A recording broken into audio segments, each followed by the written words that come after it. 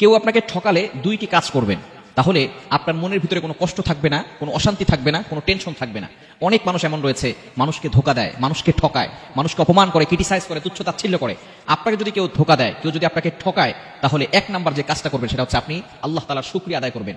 বলবেন আলহামদুলিল্লাহ, আপনি একজন মানুষকে চিনতে পেরেছেন যে আপনাকে ধোকা দিয়েছে, এতদিন আপনাকে বোকা বানিয়ে আপনার সাথে বন্ধুত্বসুলভ আচরণ করেছে, আপনার সাথে ভালো ব্যবহার করেছে, আপনার সাথে সুন্দর করে কথা বলেছে, আপনার সামনে আপনার প্রশংসা করেছে।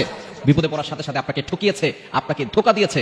আপনি সাথে সাথে টেনশন না করে আপনি আপনার মুখ থেকে উচ্চারণ করবেন আলহামদুলিল্লাহ, আল্লাহ আমাকে একজন মানুষ চিনিয়েছে, যে মানুষ আমাকে ধোকা দিত সেই মানুষটাকে আমাকে চিনিয়ে দিয়েছে।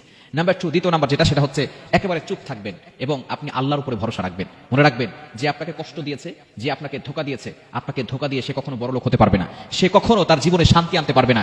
যে মানুষকে কষ্ট দেয়, মানুষের মনে আঘাত করে, আল্লাহ পাক রব্বুল আলামিন তাকে কখনো শান্তিতে রাখেন না।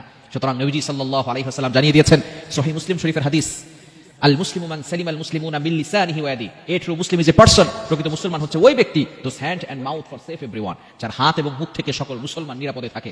সুতরাং আপনাকে যে ধোকা দিয়েছে সে অবশ্যই কঠিন বিপদে পড়ে যাবে। আপনি শুধু সাইলেন্ট থাকেন, কিপ সাইলেন্ট, রিল্যাক্স, কুল, স্টপ, একেবারে চুপ থাকবেন এবং আল্লাহর উপরে ভরসা রাখবেন, হতাশ হবেন না। মনে রাখবেন, never lose hope, never give up. মুমিন কখনো আশা হারায় না, মুমিন সব সময় আল্লাহর উপরে ভরসা রাখে। আপনি আল্লাহর উপরে ভরসা রেখে বলেন হাসবুনাল্লাহু ওয়া নি'মাল ওয়াকিল, আমার আল্লাহ আমার জন্য যথেষ্ট।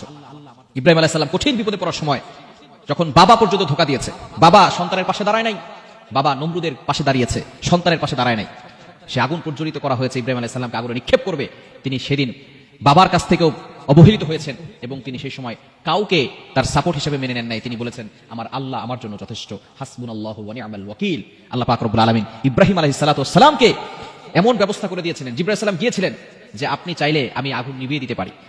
ইব্রাহিম আলাইহিস সালাম বলেছেন আমার আল্লাহ কি দেখে না যে আমি কঠিন বিপদে পড়েছি? যদি আমার আল্লাহ চায় আগুনে আমাকে নিক্ষেপ করা হোক আর আমি আমার জীবন বিলীন করে দেই, তাহলে এই জীবন যদি লক্ষবার দেওয়া হয়, লক্ষবার আল্লাহর জন্য জীবন, আগুনে শুধু নয় যে কোনো জায়গায় এই জীবনটাকে বিলীন করতে প্রস্তুত আছি। কিন্তু আমার আল্লাহ যদি আমাকে হেফাজত করতে চান, দুনিয়ার কারো কোনো উপকার আমার দরকার নেই, আমার আল্লাহ আমাকে হেফাজত করবেন। হাসবুনাল্লাহু ওয়া নি'মাল ওয়াকিল। সূরা আলে ইমরানের 173 নম্বর আয়াতে আল্লাহ তাআলা জানিয়ে দিয়েছেন ইব্রাহিম আলাইহিস সালামের কথাটা, হাসবুনাল্লাহু ওয়া নি'মাল ওয়াকিল, আমার আল্লাহ আমার জন্য যথেষ্ট। সাথে সাথে আল্লাহ পাক রব্বুল আলামিন আগুনকে অর্ডার করেছেন ডিরেক্টলি, কুলনা ইয়া নারু কুনি বারদাও ওয়া সালামান আলা ইব্রাহিম, আগুন তুমি শীতলময়, ইব্রাহিমের জন্য শান্তদায়ক এবং শান্তিদায়ক তুমি হয়ে যাও। একটা আগুন, একটা পশমও আগুন ইব্রাহিম আলাইহিস সালামের শরীর থেকে জ্বালাতে পারে নাই। আল্লাহ পাক রব্বুল আলামিন ইব্রাহিম আলাইহিস সালামকে হেফাজত করেছেন। সুতরাং কেউ যদি আপনাকে ধোঁকা দেয়, আপনাকে কষ্ট দেয়, আপনাকে অপমান করে, আপনি চুপ থাকেন, দেখবেন আল্লাহর উপর ভরসা রাখেন, আল্লাহ তাআলা সবকিছু সহজ করে দিবেন। আল্লাহ তাআলা আমাদের সকলকে বোঝার তৌফিক দান করেন।